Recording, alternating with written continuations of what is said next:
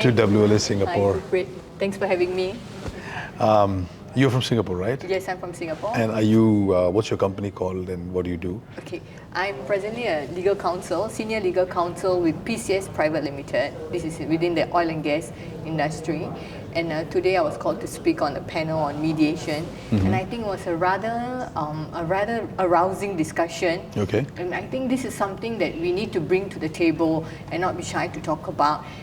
Within PCS Pte Ltd, within the company that I work has, we deal with various type of contracts, agreements, various issues and matters. And I think and I have been trying to drive the management to look into mediation has dispute resolution tool as opposed to arbitration and litigation. So I think this topic was rather timely. Yeah. You enjoyed it?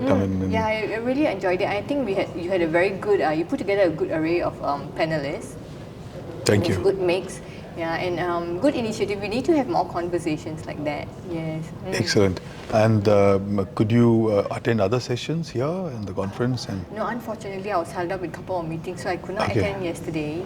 And so I came in just for my panel, and I got to rush off. Okay. So how long have you been working in this as a senior legal counsel, and what's your? I'm a rather seasoned counsel for over 17 years in the legal experience. field. Yeah. Yes. Wow. And within the oil and gas industry for coming to about 4 years now, I've worked across various sectors, various regions, and I would think that ultimately the law is the law, right? Principles of contract laws, and this would apply globally. But what is really crucial is to understand the industry, understand the commercial perspective of the industry specific knowledge. I think these are the things that you need. These are the variables over the years. Yeah. Which industry you found the most challenging and interesting? Okay, I've been across various industries. I've been in construction. That must be tough. Yeah, that's a world of its own. Construction is a world of its own. So it was the learning curve was rather steep. Okay. And then I've been in healthcare. Healthcare was rather interesting. And I've been in renewables. Okay. And then finally oil and gas. Okay, so your session was on mediation, right? Yes, in mediation. Okay, and what is your experience as a mediator? Yes, I'm a certified associate mediator. Okay. I've done a couple of cases, a couple of matters, mediated a few matters. But I would think that the pain point, the challenge is the lack of awareness. Lack of awareness. Lack of awareness, yes, in mediation, because parties tend to pivot to litigation or arbitration, and they don't understand the benefits that mediation brings forward. So I think the lack of awareness is also has what Sanjeev earlier, the moderator spoke about, whether mediation is something that a person can fulfill, can pursue as a fulfilling career. So I think on the aspect, it's really the growth is rather latent because there's no awareness. Yeah, so there's no demand, not enough demand to have the supplies.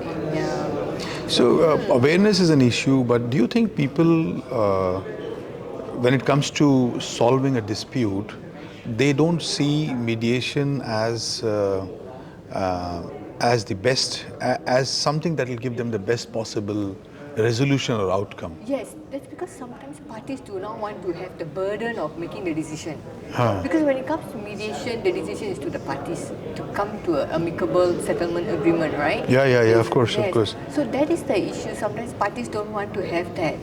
They're not able to decide themselves. Yes, they need a boss to tell them. This needs to be done. So that could be one of the reasons as well. So it ultimately depends on the transaction, the contracts on hand, what is the issue, what kind of dispute is it, a community dispute, is it a commercial dispute. So based on that, then the parties we can consider what would be the most conducive and most appropriate dispute resolution tool. So with your experience, what strength do you think you personally have to make sure that the mediation is done properly? What's your core strength? I always pitch myself as a people's person. Okay. I think it's so important to understand power dynamics, cultural differences, and what is the industry, what is the issue about. So for example, when you have two neighbors, they have a misunderstanding and you want to mediate, you should understand that maybe they come from different culture, different background. different, what is the community setting, and then you need to understand this, and as mediators we're actually facilitators, yeah, so we are there to mediate, to make peace. It's a very different mindset from the adversarial mindset that litigants hold. Yeah. And how many meetings does one need to do this? Because No, on first good 2-3 meetings, nothing will happen probably. So, no, actually on good, I mean, if it's something simple or something that the parties have already been looking to already resolve and both share a common mindset, then sometimes it can even be resolved in a day, in 1 or 2 sessions. Otherwise, may not, parties may not even reach a settlement agreement even after a few sessions, you see. Oh, Yes. okay. So Great. it's subjective lah. Great to have you here, and Thank you. wonderful for you to participate in our session here. Thank you for having me. It was a great experience. Yeah, all the very best to you. Thank you. Thanks for your time. Thank you. Yeah, thanks.